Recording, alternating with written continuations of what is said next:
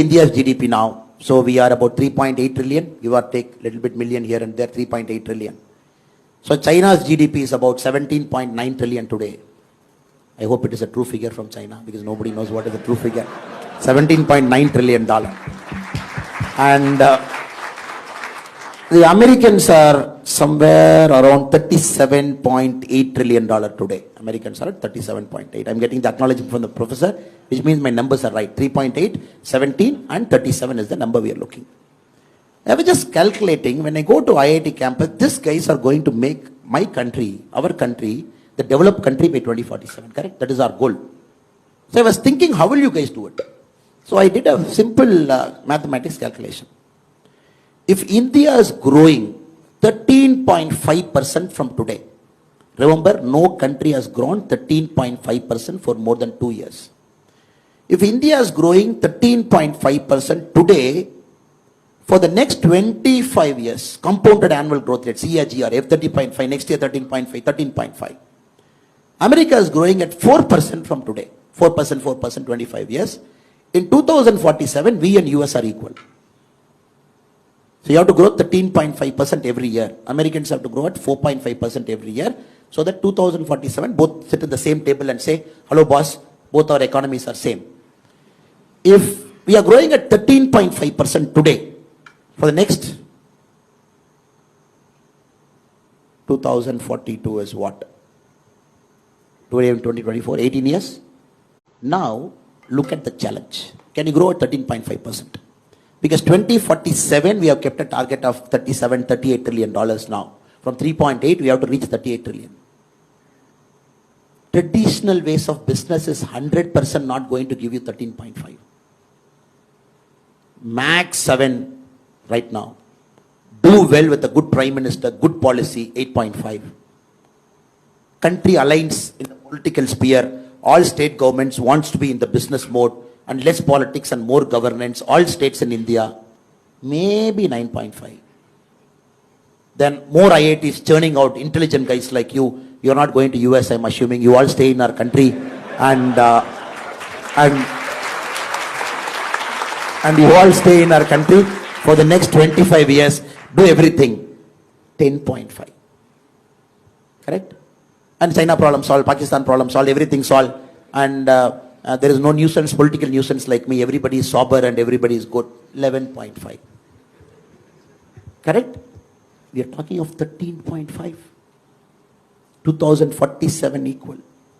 So now you are talking of artificial intelligence disruption, 3D technology, traditional manufacturing practices going for a toss. Americans are telling no more buying from China. Next president, you have to manufacture in US. And you're like, hello boss, you manufacture in US, it will be costly. To hell with that, manufacture in US. If US starts back manufacturing in a big way, with the Elon Musk and people of the world, if the Europe starts manufacturing within them, and they don't want to get into this cost arbitrage, which China mastered for a long time, so you have to understand that is the world you are entering tomorrow morning. You are entering into the world, the Americans are very clear. You know for a fact, the next presidential elections in US, first time in America's history after 1776, the whites are going to be a minority. They're going to come down below 50%. So the brown skin and people like me, slightly more browner or black, whatever people call, and they are going to go above 50. Hispanics and Asians and everybody. The traditional whites, the Bible Belts, the Mormons, people inside, the so-called traditional whites, they're going below 50. It is carrying them. And next president election is going to be defined by this thing. Of course, two 83-year-old guys are fighting. So you never know, one guy is walking unsteadily, other guy is like, I still have energy left. It is going to be the oldest presidential election.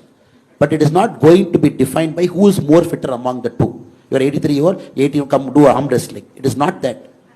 The American electorate are going to say, look, I am scared. My country, first time I am going below 50%. My manufacturing is not there. I am not getting jobs. My per capita income is coming down. If you look at the groups, the Hispanics and the Asians, their per capita income is growing up because they are more hardworking. Maybe I am not hardworking, but I don't want to work hard. Their artificial intelligence is entering. You start to imagine, it is reshaping the global politics. It is reshaping the way people are voting. Countries are going far right in Europe. Far right. You have seen the current Danish Prime Minister speaking in the parliament. Have you seen the speech? His speech about Muslims, his speech about immigration. Did you see? My God. Different level. He's speaking that kind of language in a parliament because they are forced to go extreme right. And Palestine and Gaza, what? The day one, the terror attack inside Israel. How much killing? 800, 850?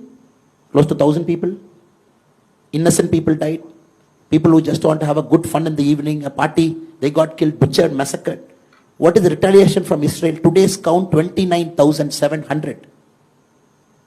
Netanyahu's peace plan is, he's saying, give me the whole Gaza. I want to see what is happening. Let us have control over. Just imagine, it is completely disrupting. People are fearful. People are afraid.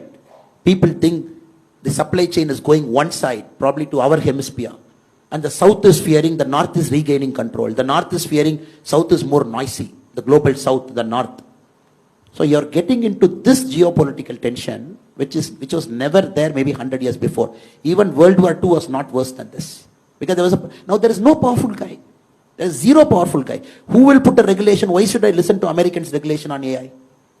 Tomorrow if Joe Biden is saying, oh, this is America's regulation on AI, you all have to follow. I'm not going to follow. I'm saying, who are you? No, they say 1950 I was a great superpower. I will say to hell with it. You are no more a superpower. You are declaring superpower. You are no Pax Britannica. You are not no Pax Americana. For 100 years, one global superpower managing the whole world. Look at America. They want to manage the whole world. You put one aircraft carrier in South China Sea. You put one closer to the Koreans. You put one in the Middle East. You put a CENTCOM command here. You have a Pacific fleet. You have a blue water navy. Everywhere Americans felt, oh, this is my century. I'm controlling the whole world. Middle East fellow have to listen to me. The Koreans have to listen to me. The Japanese have to listen to me. Now, why will I listen to US? If you look at Jaishankarji's statement, the America is listening to Jaishankarji now. He's going to US and talking a language which we never thought in our lives. We will hear an Indian external affairs minister talking in US like that. So the point I'm trying to tell you is, who is going to regulate AI? And it is completely cross-border. And Europeans don't have a common agreement on how to regulate. Some countries over-regulation, some countries lesser regulation. Americans have a problem. And you can't call the chiefs of big companies to the Congress every time, and the congressmen cannot sit and grovel them. It looks good on TV for their constituents, so you can get some votes. That's the American model of democracy. Look good on C-SPAN. Now what I'm trying to tell you is, I don't have an answer. That is why I'm giving a long answer to you. And what I'm trying to tell you is, there is no answer to it. It is going to disrupt. And that is why we need smart guys like you in politics. Because, how many current politicians understand AI? 543 members in the parliament. Yes, they are very good in the traditional politics. Extremely good. This caste you divide, this caste you put, and you put a candidate from this caste, and you put a independent candidate from this caste. Sorry, I look this side. Sorry, I'm just going that side. And you put an independent candidate from this caste. He will be the vote cutter, and they will win. Now, unfortunately, fortunately for us, and unfortunately for a lot of people, Modi ji is rewriting the political equation. He's saying, oh, development. And he's talking Vikshit Bharat. He's saying 5 years this and all those things. So now the politics have to change. See, people sitting there in Delhi, not understanding technology, AI, deepfake, regulation. Over-regulation is a problem. You never know how to turn on that stove, because dosa has to be pakka. It has to be correct thing. You have to just flip it and put it. Now regulation has to do that, right? You put over a thing, dosa will become black. Lesser it's uncooked, stomach pain. So I would only say, better guys should get into positions of power, guys of integrity like you, guys of intelligence like you, and understand 10 years from now how will it happen, 20 years from now what will shape up, how is the global demography changing, how is the geopolitical tension now. So Google is number one now, 10 years from now who will be number one? And you all know the chip. The AI, what is the AI background? What is the background for AI? Powerful chips drive AI, right? People say AI is not some Bhuta or some something sitting somewhere in Norway and say, oh, I am AI here, hello, hi, hi. It is not that. It is some powerful chips manufactured in Hong Kong by TSMC, which manufactures 56% of the world's chip. And 60% Taiwan. Or a company situated in Netherlands which manufactures the mission for that chip. $100 million is one mission. And we are looking at nanometer now, sir. NM, we have got to 3 nm now, the chip design. 3 nm is the latest TSMC. I am really fearful. I am not hearing this conversation inside politics. I want to hear this conversation inside politics. I sit in many rooms. I sit in a lot of rooms. I want to hear this conversation. Oh, now it is locked.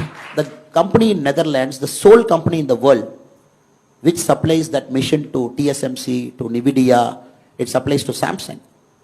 And they have a monopoly for the next many, many years to buy only that mission which can write 3 nanometer chip now. And you are seeing there is a guy who is having that monopoly outside and who is going to have that AI monopoly in the next 10 years, 15 years, 20 years. And I fear that we are going to get loose out. And that is why our government talks semiconductor, manufacturing, bring it, chips. And I don't see the language of an MLA or MP who doesn't even understand what is happening. Something happening in Taiwan is going to have a repercussion in IIT Chennai. So sorry for the long answer, but the short and sweet answer is, we need intelligence guys like you with integrity to come into the playing field and don't be a spectator outside. And to see, oh, these guys will regulate, 543 guys in parliament will tell me how to run my startup, let me run my startup like that. No, you have to be there to tell people of your generation, to tell them, hello boss, I am with you. I understand your problem. I am in the political field. Let us try and work out a solution. And we are not here to harm you as a government. And 13.5% growth for 25 years, sir. Is it possible? Unless you disrupt the whole mindset of our country. You got to have highways, you got to have, we have 41 Vande Bharat trains. We have to make it 500. The first bullet trail, 2026, it is going to fly. But we need 15 bullet trails. We have 149 airports, we need 300. We got to find inland waterways, movement of goods. You don't disrupt this. I don't think 13.5% is possible. And no, then you might tell me, no, sir, let us do after 2047. Why are you in a hurry? Let us grow only at 9%. Why do you want to come to IIT Chennai and raise our heart pressure to say 13.5%? Sir, what is this? You yourself said 7%. When a person like Modi ji comes, 8.5%. When all governments behave like Modi ji, it is 10%. When IIT guys don't go to America, they stay here 11%. You yourself said all those things. Now you are saying 13.5. Brother and sister, we will become old in 2047. Nigerians will come. You know what Nigeria is doing now to the world? They are just warming up. They are no more that third world country sitting in Africa. Their democracy is getting stabilized. And once schools come, colleges come, Nigeria gets a seat in the United Nations table when the UN gets reformed. How can you say the most populous country of Africa, I don't give you a seat in the table, wait outside? How will you say a country of 142 crore people, reforms will come? India will be a permanent member. It's a matter of time. It's geopolitics. It's geopolitics. And reforms have to happen.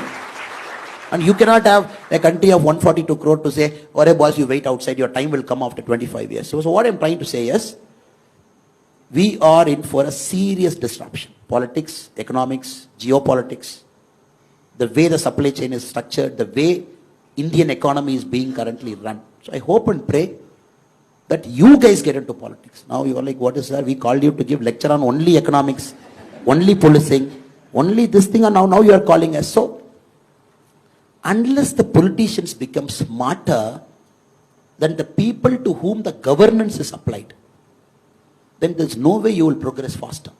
So I hope and pray that we all together will solve the AI challenge. Now she is wondering, no answer you gave me. You took 15 minutes, you traveled around the globe, you went to CHIP, and now you say you don't have an answer. Thank you for that very long answer, sir. It is already becoming a